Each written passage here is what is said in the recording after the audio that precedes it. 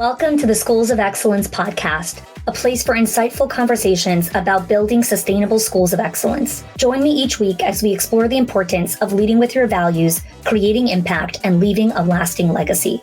My goal on the show is to provide you with clarity, elevate your mindset, and equip you with practical strategies and inspiration. I'm Chanie, a proud mother of four, a former New Yorker, now savoring sunny Florida vibes. With a professional journey spanning 18 years across all levels of school leadership, I bring nuanced insight that delve into the intricate details of running a center, as well as the broader visionary aspects of leadership. Thank you for joining me for this conversation. Let's build a legacy of excellence together.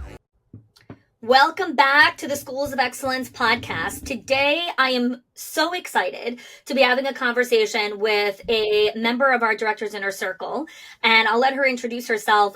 One of the things the first memory that kind of pops into my mind when I see Mel is my initial conversation with you actually was in my mom's preschool gym, because I brought all the kids from New York because it was the lockdowns in August of 2020, and we needed to get the kids out of the house, but I had nowhere to go because all the playgrounds in New York were locked. And so we drove to my mom in Jersey, and she let us go into the preschool gym because her school was closed. And so the kids were playing there, and I was in a corner on this little kiddie chair on the side talking to you on the phone. So those are like my first memories of you. So welcome to the podcast. Nice to be here. And it's funny that you say that because I remember very specifically, I was going to HEB at that time. Wow. And I got your call and I was like, she's actually calling me back. I was like, how amazing is this? Yeah. So tell us your name. Yeah. Tell us your name, where you're from, and then we'll dive in. Okay. My name is Melinda Elridge, go by Mel. I'm a director at an on-site lab school in Corpus Christi, Texas. And I've been here for 8 years, and I absolutely love what I do every day. I love even it. On the hard days. I love it. So Mel joined the Schools of Excellence membership in August of 2020. And for those of you that take yourself in a little time machine of what the world looked like during that time. So what was going on in your center at the time when you had reached out for support? Oh gosh, at that time, it was like right after COVID. So it was crazy chaos. It was crazy chaos trying to figure out what the new normal was going to look like. And it was nothing that we had ever seen before. So really trying to figure out how I was going to stay ahead of the game, keep leveling up. And of course, I didn't have that terminology at the time, but I knew that that's what I wanted to do. And it was a hard place to be. And staff were scared, families were scared. Everybody was just, so I needed to figure out how I was going to keep moving forward in that time of uncertainty. Yeah. So when you joined the Schools of Excellence, the first thing that we work on when members join is the foundations. And the foundations are the 3 pillars to sustain excellence, which are mindset, time, and culture. So I'd love for you to share a little bit about your experience walking through foundations. And obviously you didn't only walk through foundations in August of 2020, but you've had multiple iterations, because Yes. One of the things I tell members all the time, you will always go back to foundations every time there is a new transition or crisis or issue, because the foundations need to be refortified during moments of transition. So you've been through foundations many times. Walk us through the experience of how building those core foundations have changed the trajectory of your life and your centers. Gosh, going back from when we started to where we are now, every time I have to deal with those hard situations with mindset and with time, mindset, and culture, it's amazing the growth.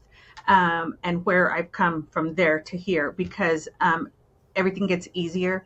Mindset, it wasn't such a hard shift for myself because it was bringing on the staff, but it gave me the words and the tools that I needed to be able to share that with the staff. And we are in such a good place. Going back to culture, it's helped us really solidify our core values. We've done the work in figuring out what we stand for and why, our why behind what we do. So now we have our core values of nurtured learning, of relationships, and leveling up our excellence. Those are our 3 core values. And without the program, we would not have such a vision of what we run our program on. And time is just crazy. The time blocks, the one-to-ones, the closed door, just so many things that have the calendar, have just become so much part of what I do and how I do it, that it's amazing. Yeah. So let's break down all of those, because you shared like 5 different systems that Yeah. you work with, which is fantastic, right? And that's the goal of really joining a membership and joining a coaching program, is that there is transformation. You're Oh, learning systems, you're implementing, and there is a transformation. So walk us through this calendar concept, right? Because you were working nonstop, constantly getting interrupted, being pulled into 1,000 directions. Walk us through a little bit about that experience and what you've implemented from a boundaries and calendar perspective that have allowed you to have a completely different quality of life and experience. so the calendar really keeps me focused, and I have my little my post-it, another tool. I've broken down. I've time blocked, like Mondays. Those are for program. I focus on programming things, things that I need for the programming, enrollment, all those files and things like that. Part of the program. Tuesdays is focused on teachers, whether it's one-to-ones, whether it's observations, whether it's feedback, things like that. Wednesday is self-care. That's when I do my PD. That's when I listen to podcasts. That's when I go and do an assisted stretch somewhere or something like that. Thursdays is again focused on teachers, because there's so much Yeah. that is encompassed in that. And then Fridays is focus. I start my calendar for the week coming in. So it's just amazing. And every morning I start with opening my calendar. Yeah. And it's right there in front of me, and there are times, like you said, where I veer off, and then it's like, oh gosh, I feel the craziness coming in. Let me get my calendar back scheduled, and things like that. And it's just been life changing.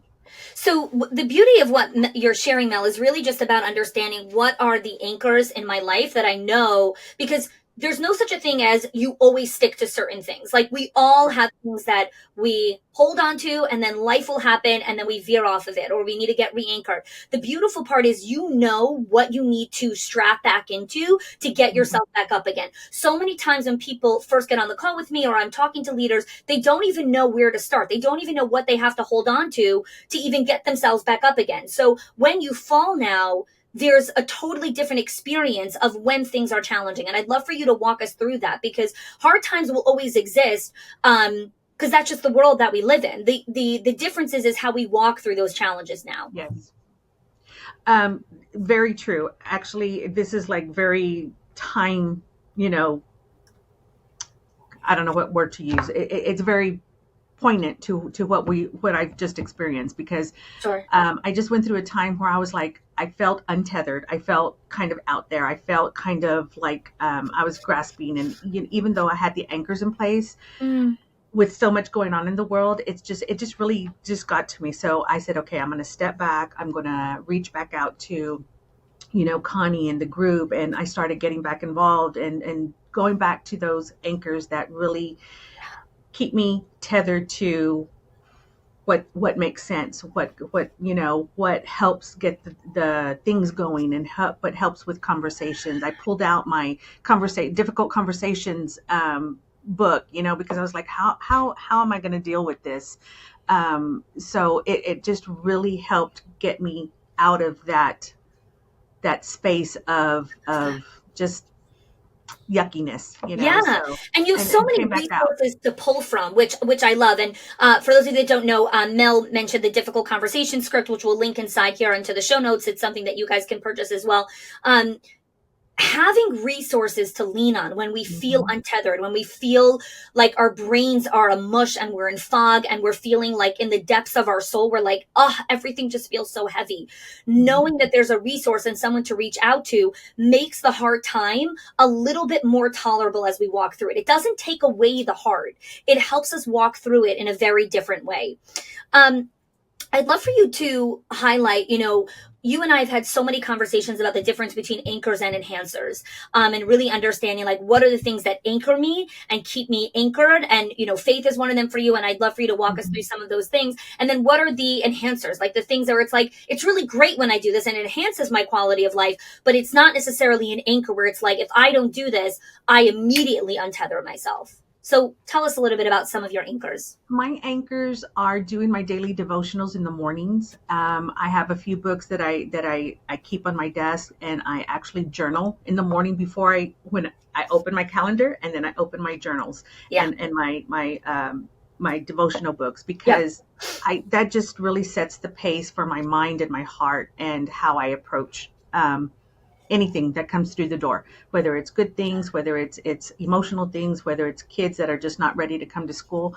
The way I show up makes a difference. So that's one of my biggest anchors. And when I put that by the wayside because I feel like things are just stacking on, I am so aware now Mm. of, ooh, I need to pull that back out, and I've gone through several ebbs and flows of that. And it's amazing how the anchor can just keep you going. The other anchor is you having morning conversations with my sisters.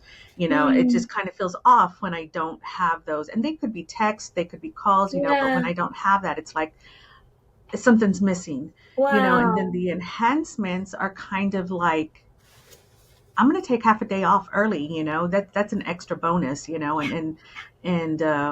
I'm going to go and have lunch instead of stay here and have lunch, so those are kind of the extras that I Yeah. enjoy, that I treat myself with. So again, when you first joined in August of 2020, those were such distant fairy tale dreams to be able to take a half a day off for that. What, besides for your calendar, which is obviously the biggest one, what are some other changes in culture and your own mindset that you've really had to work through to be able to even create the space to do something like this? I think it really goes back to solidifying our core values, our Mm. why, and what makes us separate from other centers, Yeah. and really getting everybody on board with those. We worked on it as a team. We Mm. processed them. We talked about what's important to us, what we want people to, when someone talks about us, what do we want those words to look like? And after, you come in as a leader and you feel like, oh, I have to be there from opening to close. I was working 12-hour shifts every day, all the time. And until we had those in place, and everybody was on board, and I felt comfortable in my own head, because they Mm. could have done the work at all times, but really trusting, building that trust, that if I walked away and did something for myself, Mm. everything was going to be fine, and it was going to be run according to our core values, not come back and say, oh my God, what just happened? I just left. So yeah, Yeah. it's amazing when you have that trust and that culture of accountability, how you can just feel comfortable taking half a day off. Yeah. I'd love for you to speak to the self trust also, because it's not just about trusting the team that's in place. It's also about us learning to trust ourselves and give ourselves the gift of this. Because, like, we can have an amazing team in place, but if we don't believe that we're deserving of Mhm. taking this time, we'll never take it. So, how have you cultivated a mindset where you finally believe that you are deserving of honoring yourself and taking care of yourself? That one was a bit harder for me. It took some self love from my program coordinator, Marcy. She was like, Mel, I've got this. I've got this. Go. So it took a little bit of tough love, and just reminding from someone else, and not listening to my own false false narrative in my Yeah. head of, I Yeah. have to be there. Mm. Because I'm the leader, I'm the one that, Hmm. and so it really took me a lot of time. And now the joke is, oh, you're taking more time off, so, but it's kind of a banter back and forth that, Good. you know it's thank you for trusting me Mm. to be able to run the program. And it's like, okay, I do deserve this. And it's amazing how you can just, look ahead and plan now, because we're all in that good space. Yeah. We're all on the same page. We're all, driving the bus in the same direction. Yeah. I love that.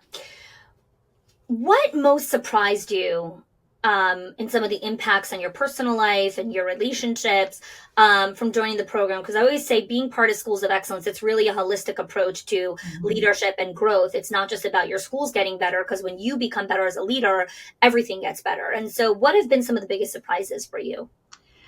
I think one of the biggest takeaways or surprises is having those hard conversations. It that has been one of the biggest takeaways from this whole thing, both in my personal life, both with families, with staff, with even with leadership here at the college that I'm at. Having that voice to really stand up for what you believe and how you do things, and not be afraid to ask. What one of my words for the year, I don't know if you do words for the year. Yeah. It was a couple of years ago. It was grace and grit. I have to have the grace for what everyone's going through, but also the grit to keep going forward, to do the hard stuff. And I think just having those hard conversations and not being, I'm very emotional. So those conversations were always hard for me. So a lot of times I avoided it. But now I feel so empowered and able to get my thoughts and emotions and voice across without the emotional breakdown. Yeah. Yeah. What are some of the reps or habits that you've built in place that have allowed you to get here, right? Because so many times people come in and they're like, I want to get better at difficult conversations. I'm like, well, it's not like turning on a light switch. It's not like, okay, here's the script. Now you're going to get better at it. You have to run the reps. And so what have you done that has brought you to a place, basically a little over 4 years later?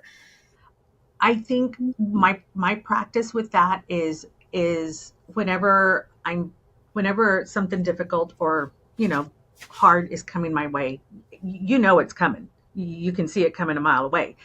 So instead of reacting or responding in the emotional moment, Sure. my go-to is let me process.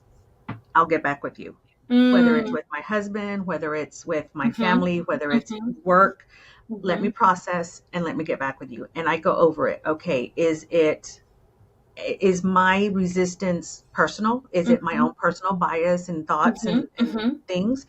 Or what's going to be the effect if I go one way or the other? So I really take the time to reflect and process and hear what they're saying and what they're asking for.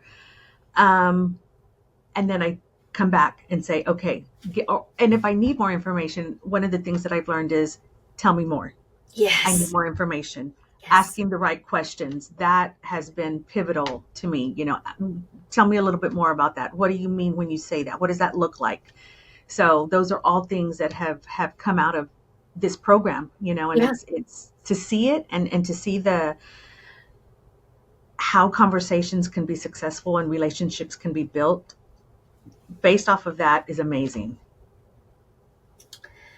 When you look at the impact of culture, because again, like no one's immune to, turnover, staff leaving, call outs. I mean, you've experienced all of those things. How have you seen a shift in the cultural environment of your staff since being a part of this program, implementing things, all of that? I think the biggest shift has been in, I think one of the most critical things that can bring an organization down is that idle talk. The gossip. The gossip, the talking, and I always, whenever something like that comes my way, I always start with, I understand you need someone to talk to. I understand there's going to be discussion, whatever, because I have my people that I go to as well. Whenever you have to have somebody to bounce things off of, or just to vent. Sure. But I always bring us back to the core values. How is this going to help us keep these core values in alignment? And I just recently, I've been coaching a staff who's had a really hard time stepping into a lead position. And so we're coaching, and it's really hard. Going back to one of the other things that I've learned, the victim, those victim mentality, the four shields of the difficult conversation. And yes, so those have really been pivotal in changing how we do things, and they're feeling heard and respected. And again, the same thing that I do, I asked them, I said, we've talked about a lot, go home and process. I know you're going to think of things that you should have said, wanted to say, have more questions about. We'll come back and we'll meet again and we'll go through it again. And just having that respect, that mutual respect of we're all learning, we're all, growing together, has helped shift from, I can't believe she's doing this, to, wow, she really gave me the time to hear. So that right there has really shifted how we approach things as a group. And that has made such a huge, we're more cohesive. We're all on the same page. Everybody wants to help. If we have someone call out, someone's more willing to come in because we've got that mutual respect and understanding of each other. Oh, I love this so much. I always, I say this all the time, right? Gossip is a maladaptive social skill. And so when people are gossiping, it's their way of trying to create connection, obviously in a very toxic kind of way. Right. But it's their way of trying to create connection. And so I love how you've, followed again how we teach it, which is like, how are we going to create social connection and relationships within the community, within the school? Because that's what people are looking for. Right. Gossip is your red flag of, people want relationships and connection. Let's give them some healthy and powerful ways to create connection and relationships. So I love that you've been able to see the tide turn, when it comes to that. Yeah. So when you look at some of your future goals, right? Because you've been in the program for a while, you've done a lot of the foundational stuff. When you look at your capacity and your ability to look at some bigger picture things, look at some other bigger and future initiatives, what does that look like for you now in this new season? Well, we're kind of a beast of a different kind because of how we're located. Sure. So a lot of the big things kind of have to go through different processes. Sure. to get done. But I was just having this conversation. Big picture. Now that I've used this so many times. COVID is no longer an excuse for anything. Beautiful. Beautiful. I said, we have got to keep moving up and leveling up, and because although COVID did wreak havoc and we are still recovering from it, I really want to start growing our program in a different way. I want to talk to leadership about how we can better join forces with our early childhood program and how we can get the word out into the community about all the wonderful things that we're doing, even despite us being short staffed and despite, that's kind of where my heart is leading, in helping us, build up that shine again and that glow and grow, and be able to help more families and students, here at the college and stuff like that. So that's kind of where my big dream is right now. Growth and contribution are two of the 6 basic human needs. If you search that, there are 6 basic human needs. And it's very difficult for our brains to even enter a place of growth and contribution when we're in a state of constant survival. And so I love that you have finally pulled yourself out of survival and out of the disordered phase.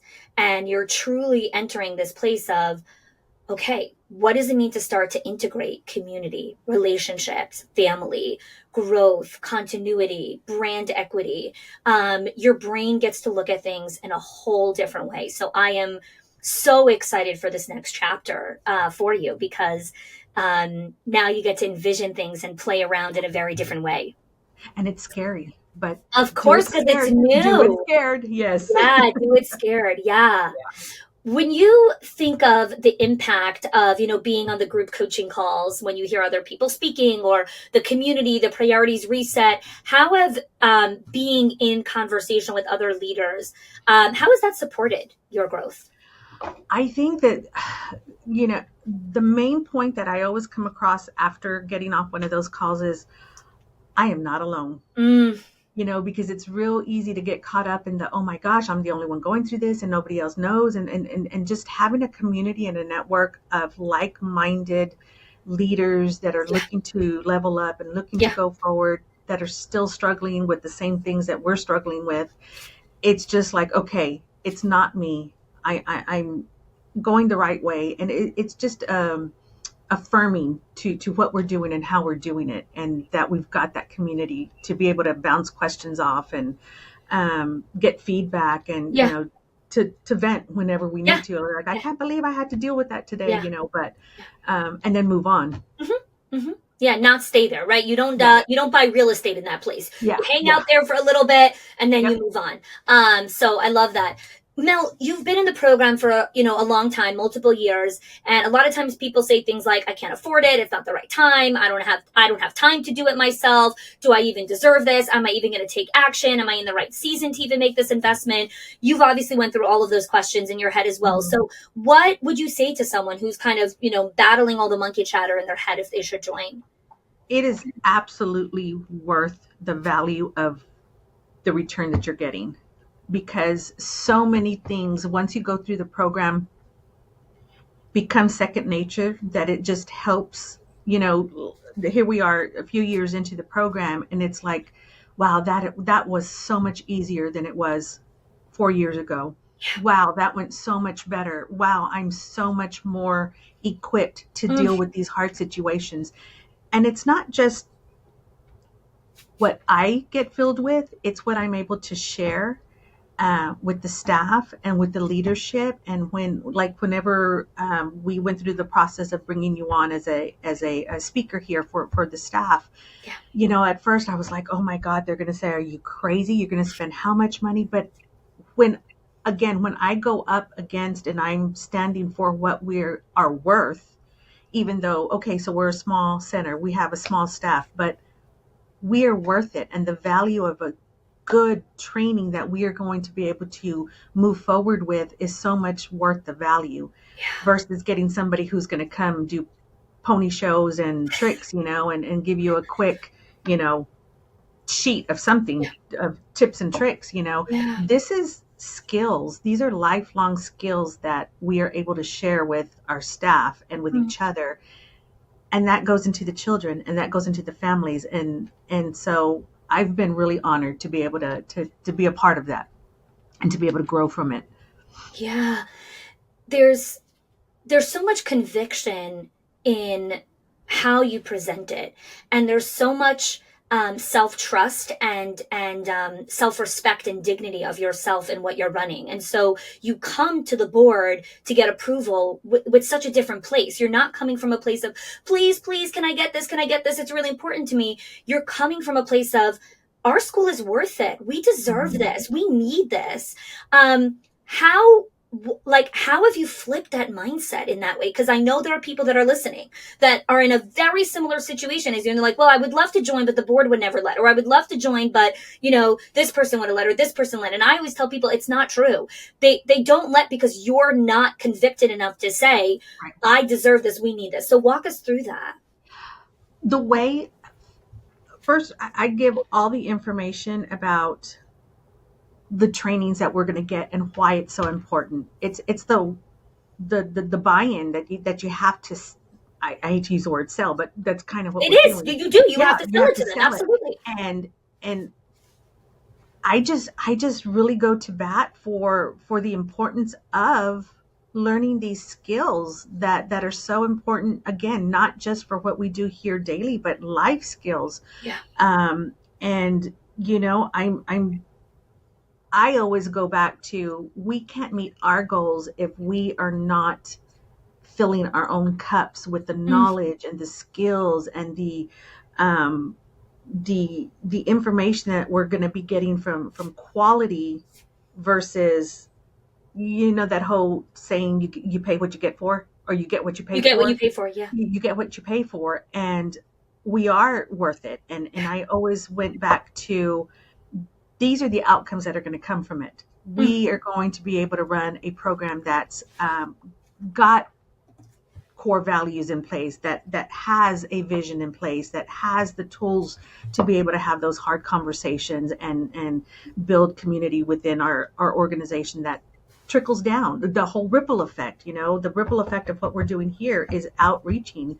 And I've even gone as far as saying, when we are looking at different possibilities for grant scholarships, those people want to give to programs that have strong values and are meeting their needs. So we've gotten grantees, scholarships. So it's just that whole ripple effect of greatness, so Yeah. how I sell it. You've up-leveled the whole quality of the center, and now all of a sudden you're not only able to invest in this program, but now you're getting grants for other things. You're getting like the community and the places looking at your center from such a different perspective. And it's a risk, and it takes a lot of guts to go to bat in that kind of way. But the payoff obviously has been tremendous for you. Absolutely.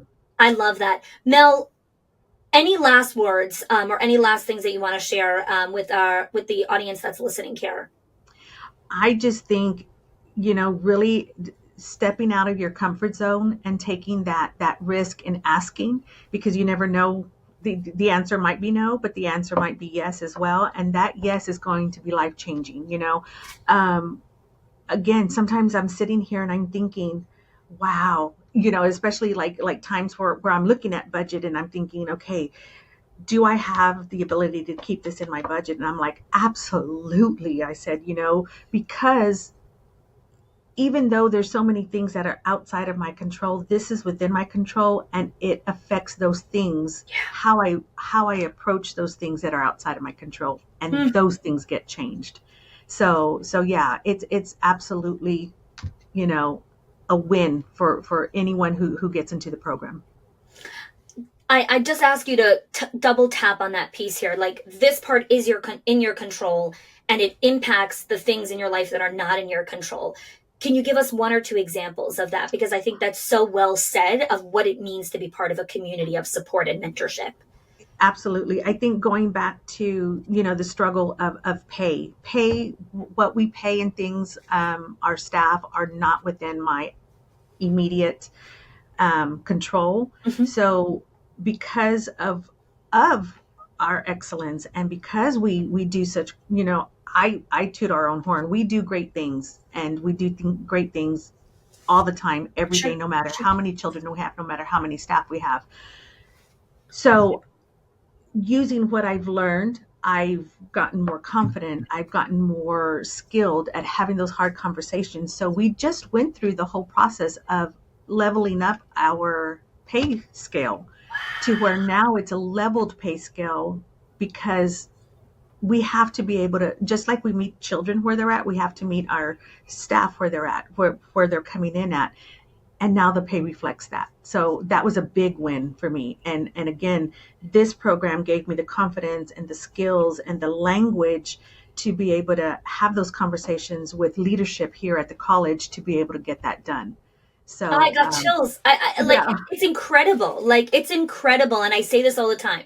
When the leader levels up, she takes the entire center with her. You leveled up your communication, your skills, your confidence, your trust in yourself, your ability to negotiate. And as a result of doing all of those things, you were able to raise the pay scale for your staff. You were able to get grants for your community.